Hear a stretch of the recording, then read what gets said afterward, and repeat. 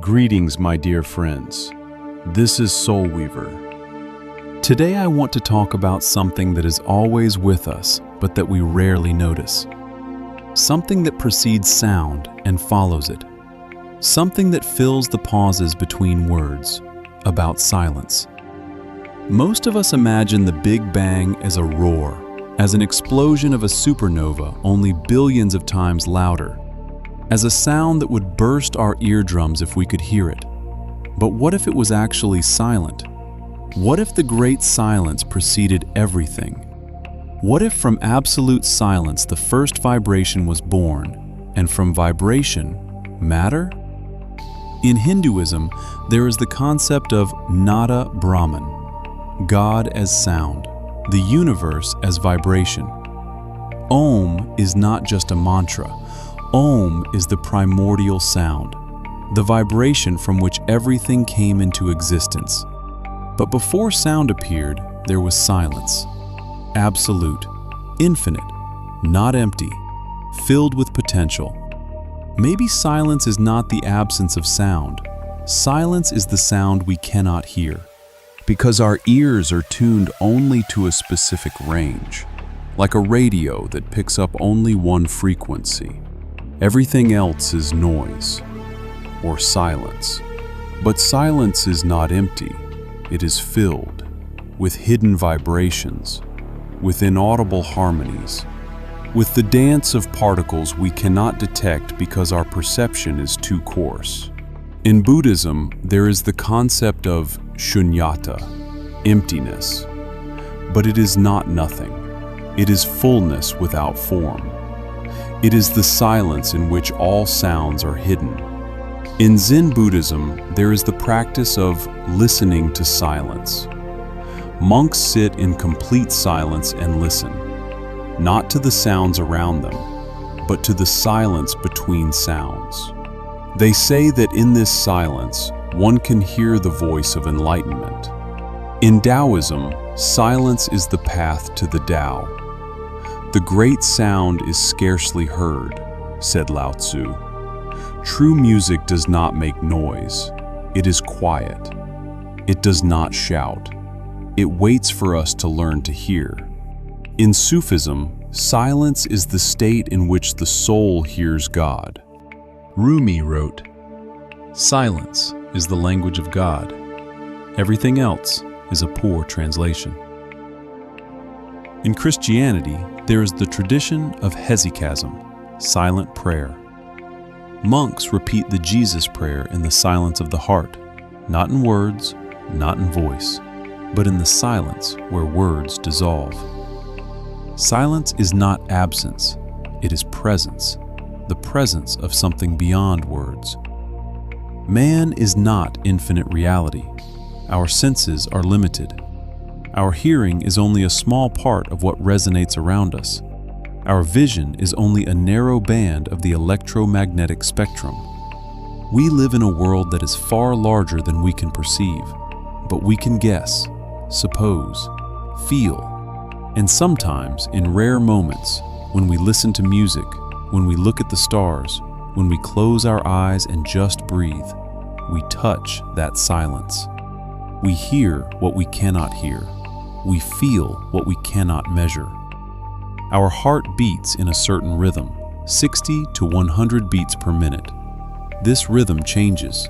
It speeds up when we are excited, slows down when we sleep. It reacts to music, to fear, to love. But there is another rhythm, a rhythm that does not depend on us, the rhythm of the universe. A pulsar, a rotating neutron star, emits radio waves with incredible precision, like the heart of the cosmos, with a specific period, with a specific frequency, the orbits of planets, the rotation of galaxies, the vibrations of atoms. Everything has its own rhythm, its own pulse, its own song. Our breath is also a rhythm. Inhale and exhale. Inhale is receiving. Exhale is letting go. This rhythm follows our emotions. When we are calm, breathing is deep and even. When we are frightened, it is shallow and rapid. But we can control our breathing. We can slow it down. We can deepen it. We can tune it to a different rhythm. And through breathing, tune the whole body. Through breathing, enter silence. Through breathing, hear the rhythm of the universe. But we cannot hear these rhythms directly. Our ears do not pick up radio waves. Our eyes do not see gravitational waves. We convert them into sound, into images, into graphs. We translate the language of the universe into our own language. And only in music do we sometimes approach this cosmic rhythm. Why are we fascinated by drums? Why can rhythm put us into a trance? Why do certain frequencies give us goosebumps? Because we ourselves are rhythm. Cells divide in rhythm. Neurons pulse in rhythm. Breathing is rhythm. Rhythm is the memory of silence becoming sound, of stillness becoming movement. Everything is connected. Science confirms this. Neurons in our brain form networks. Galaxies in the universe form networks. Both follow the same mathematical laws, fractals, self-similarity. The branching of a tree resembles the branching of the bronchi. The structure of a neural network resembles the structure of the cosmic web. We are not separate beings. We are part of a network. We are cells in the body of Earth. Earth is a cell in the body of the galaxy. The galaxy is a cell in the body of the universe, and everything is connected. Not only by gravity, not only by electromagnetism, but by something else. Meaning, information, consciousness. Carl Jung called this the collective unconscious. Pierre Teilhard de Chardin called it the noosphere. Ancient sages called it the unified field. We are all connected. Our thoughts influence the thoughts of others. Our actions cause consequences that ripple outward like waves on water. Have you ever thought about someone and they called? Have you ever felt that something bad happened to someone before you knew about it? That is not magic. That is connection. We just forgot it exists. But we need language to interpret arts and science. Yes, we need language, because the connection exists, but we cannot describe it. We feel it, but we cannot explain it. We see it, but we cannot convey it.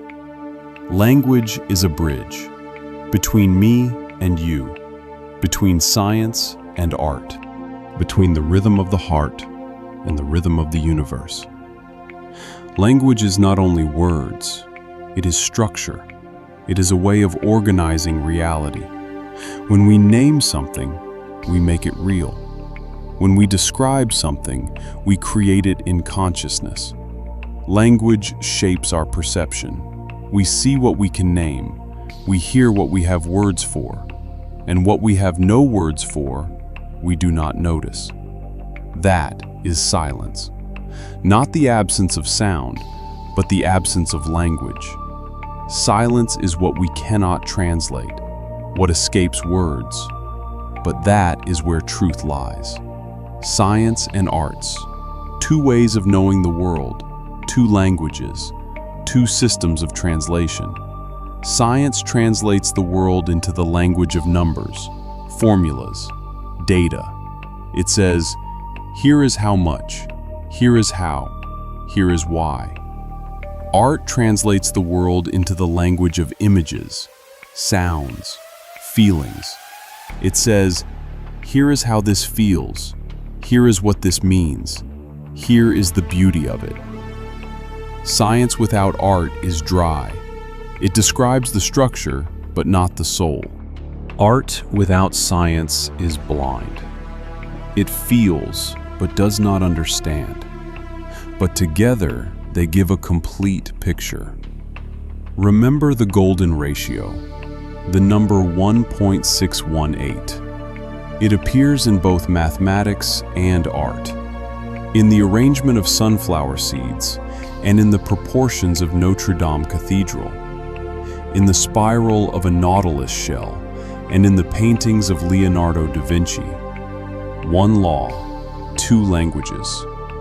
Music is mathematics felt by the heart. Painting is geometry seen by the soul. Poetry is logic experienced as emotion. We need both languages, because reality is both structure and meaning, both numbers and feelings, both facts and mystery. Music is a balm. It keeps the universe. These words sound like poetry, but in them lies a deep truth. Music really does keep the universe, because the universe is vibration, and music is vibration that we can feel. It reminds us that we are part of something greater, that we are not separate from the cosmos, that we are its part, its rhythm, its song. It's silence that became sound. In silence, a rhythm is heard. You just need to learn to hear it. Not with your ears, not with your mind, but with something deeper, something beyond words, beyond thoughts, beyond everything we know about ourselves. Silence is not emptiness, it is fullness, fullness of everything that was, is, and will be. Fullness of all sounds that have ever sounded and ever will sound. Fullness of all rhythms, all harmonies, all songs of the universe. And we are part of this fullness. We are part of this silence. We are part of this music. And now, listen to the silence between these words. Have you ever felt it? When the music fades, but the sound still vibrates somewhere inside. Not in your ears, in your chest, in your spine, in the very center of your being. This sound does not disappear. It remains. It becomes you. Silence is not the absence of sound.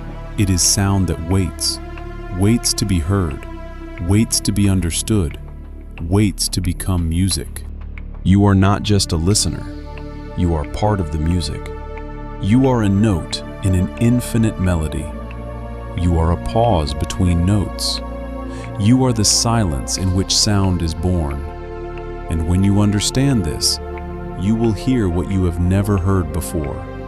The voice of the universe, the voice of yourself, the voice of home. It was always here.